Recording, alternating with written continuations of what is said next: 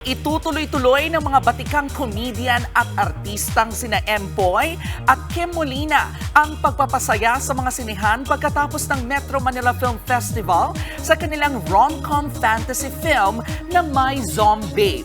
Napipressure na kaya ang dalawa? Nasa frontline ng balitang yan, si MJ Marfori. Ang sagot sa tanong kung ba't mahal kita. Patay na patay! Sa patay? Yan ang riot sa katatawan ng pang-opening salvo post-Metro Manila Film Festival sa bansa na My Zombie.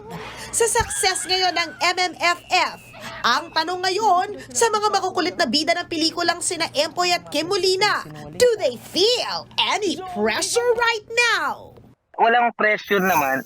Ang sa amin lang ni Kim, gusto lang siguro namin, yun lang, katulad ng nasabi ni Kim, unang sabak ng taon, unang buwan, makapagpasaya ng mga tao para in the whole year talaga, marami pang mga pelikulang. Nung 2023, naalala ko, nag-guest din kami sa'yo, nag-open naman kami ni Jeff. So, nung nagsinabi sa akin ni boss na, oh, Kimi, mag-open ka ulit ng Viva for this year, ha? Parang yung feeling ko, ano kasi siya, nagbigay siya ng malaking blessing. It's amazing to be able to give good vibes to the people at the beginning of the year. So that's what I keep on thinking of.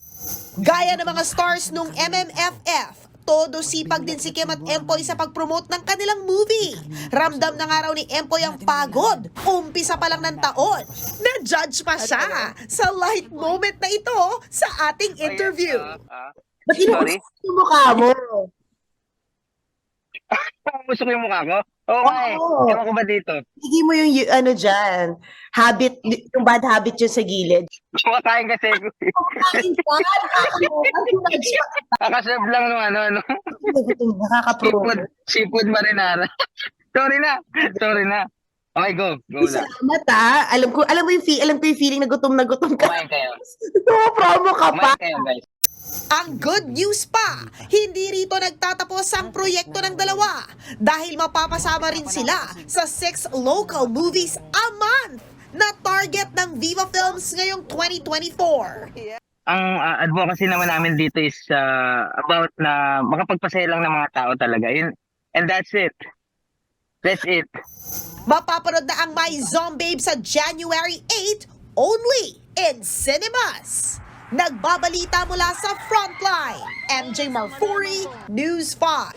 Mga kapatid, ito po ang inyong K-Alaman Queen, Kalad Karen. Always remember na ang K-Alaman ay K-Yamanan. Kaya para sa latest showbiz news at dagdag impormasyon, mag-follow at mag-subscribe sa social media pages ng News 5. K? Okay.